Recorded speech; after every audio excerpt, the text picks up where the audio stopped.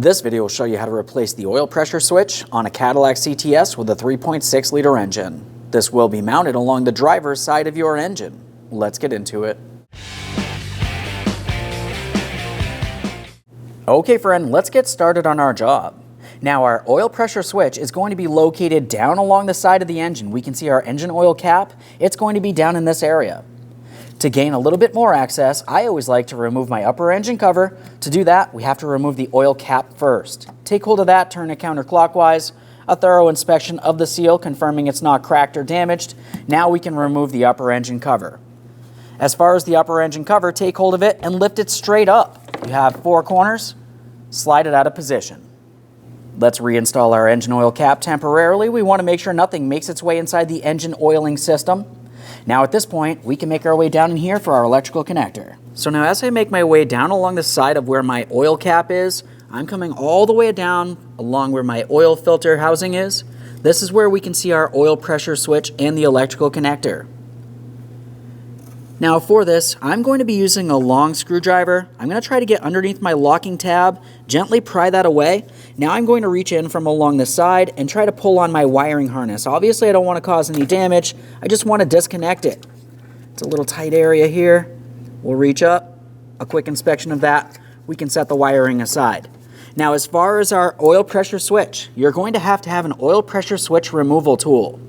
I have my oil pressure switch socket on an extension with a swivel so I can gain access to this. Of course, we have to try to make our way around the air filter housing as well. Let's see if we can get this on. Just got to get the perfect angle.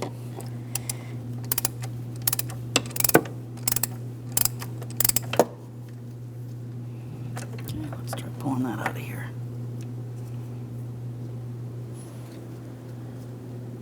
There it is, friend. Now I'm just going to use a clean rag. We'll give this a quick wipe and a close inspection. Just make sure there's no miscellaneous debris. And now it's time for installation of our brand new oil pressure switch. Let's get this in place. Trying to make my way down through here. It's an extremely tight area. Sometimes getting this started can be one of the hardest parts of this job.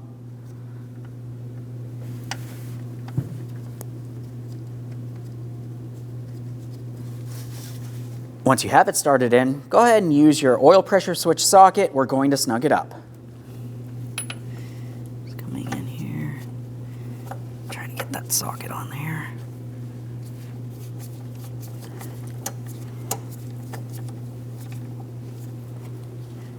Now that I have it bottomed out by hand, I'm going to continue on with my ratchet. There we are, that's bottomed out. The torque for this is 15 foot-pounds. I've got my torque wrench. Try to get into this area. It's a very tight area. There we are. Let's go ahead and remove our tool. We'll clean up the area and reinstall our electrical connector.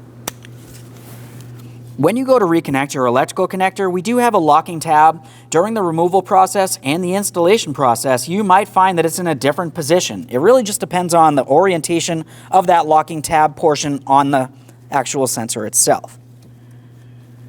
Just twist this until it lines up and press it in. Okay. Audible click from that, and it's secure. Just double check for any oil in this area. That looks good. Let's get ready to install the upper engine cover. Remove the oil cap. As we bring the engine cover into place, you can see along the top of the intake plenum, we have several locating tabs, and if you are looking at the bottom of that cover, you're going to find the ports for those to slide into. Let's line this up. As I bring this down, I'm attempting to align it with those mounting points and my oil fill port. Once it feels as though it's aligned, go ahead and press it down along all 4 corners and double check to make sure it's secured in the proper placement.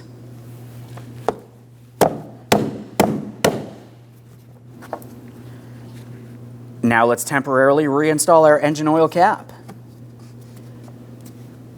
Now when you remove your sensor, typically you do lose a little bit of oil. So what we need to do is start the engine, we're going to turn it right back off, and then we're going to check the engine oil level. We can see the dipstick just behind where our oil filter housing is located. It's this yellow area. Now I have the engine off. Let's go ahead and remove that engine oil dipstick. We'll fully remove it, give it a quick wipe here. Looking at the engine oil dipstick, right where my finger is, we can see a small hatched area. That's where the engine oil needs to be at.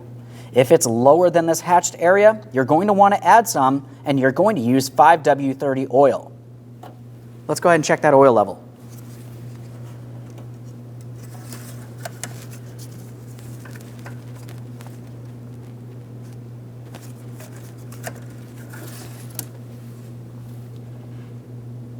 As you can see, my engine oil level is still perfect. I must not have lost very much oil. This is a good sign.